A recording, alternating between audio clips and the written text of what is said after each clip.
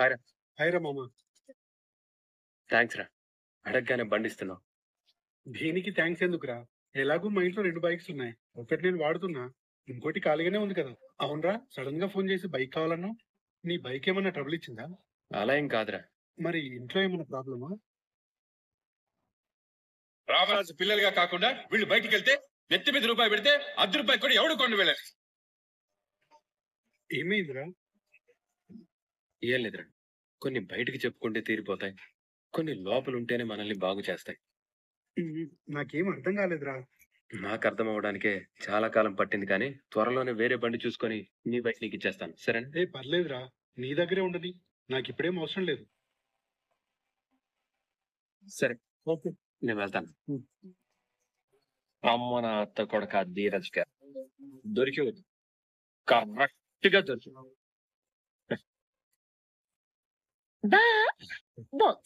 Bag లో పెట్టు. అది కాదు బా, నీకోసం నేను మధ్యాహ్నం గ్యారేజ్ ఎట్టుకొస్తానని చెప్పాను కదా, మరెందుకు వద్దంటున్నారు? ఎండలో నువ్వు కష్టపడుతూ అంత దూరం నువ్వు రావడం ఎందుకు? అచ్చి బాబోయ్, మీరు బాలే ఉన్నారు బా. నా భర్త కోసం నేను ప్రేమగా క్యారేజ్ అట్టుకు రావటం ఇష్టం అవుద్ది, కానీ కష్టం ఎందుకు అవుతుంది బా? కావచ్చు, కానీ నువ్వు వాళ్ళ ఇబ్బంది పడ్డం నాకు నచ్చదు. అచ్చి బాబోయ్ బాబోయ్ బాబోయ్, మా ఆయన గారు ఎంత మంచారో, నేనంటే ఎంత ప్రేమ.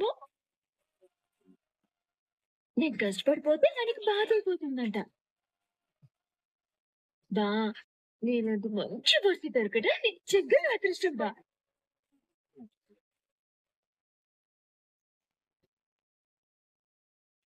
అజు, నేను పెడతా. నేను పెట్టుకుంటా. గుండీలు ఎడితే నేనేం కందిపోలే బా.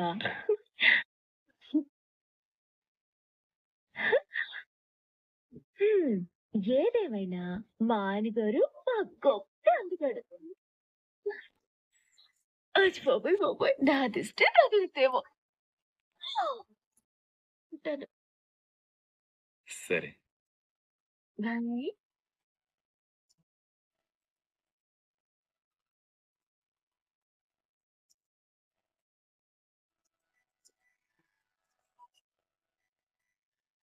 ఇప్పుడు ఆ డోరే కదా మన ప్రాబ్లం.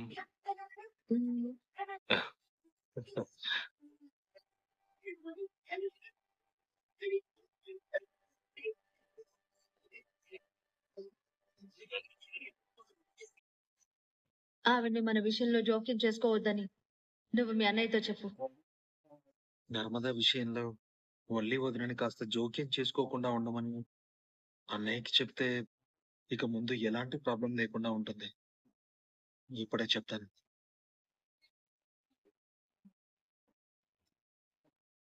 అన్నయ్య, నీతో ఒక విషయం మాట్లాడాలి. ఏంటి?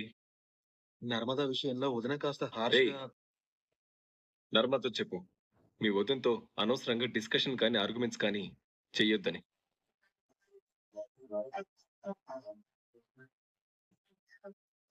ఏం మాట్లాడుతున్నావు అన్నయ్య నువ్వు? అవునరా, వల్లి ఎంత మంచితో అంత అమాయకురాలు. అందరితో కలిసిపోతుంది, కలుపుగోలుగా ఉంటుంది. అలాగే ఇంటి పెద్ద కోడలిగా తనకంటూ కొన్ని బాధ్యతలుంటాయి. అందుకే నీ ఫోన్ స్విచ్ ఆఫ్ లో ఉందని కంగారు పడుతున్న నాన్నకి మీరు క్షేమంగా ఉన్నారని చెప్పడం కోసమే మీ ఫోటోలు నాన్నకు చూపించింది.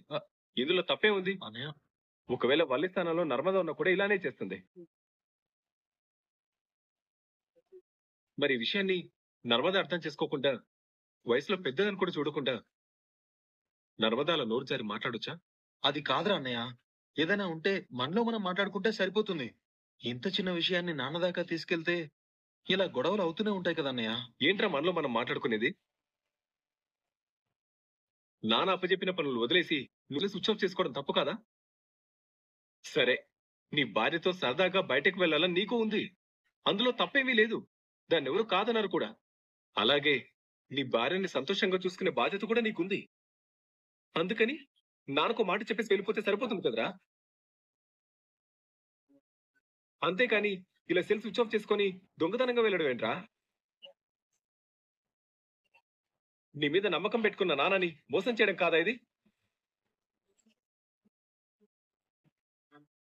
నువ్వేంట్రా అన్నయ్య ఇలా మాట్లాడుతున్నావు? ఇలా మాట్లాడుతున్నాను, కరెక్ట్ గానే మాట్లాడుతున్నాను. లేదన్నయ్య, ఇంతకు ముందు నువ్వు ఎప్పుడూ ఇలా మాట్లాడలేదు. నువ్వే కాదు, నీ మాటలు కూడా కొత్తగా కనిపిస్తున్నాయి.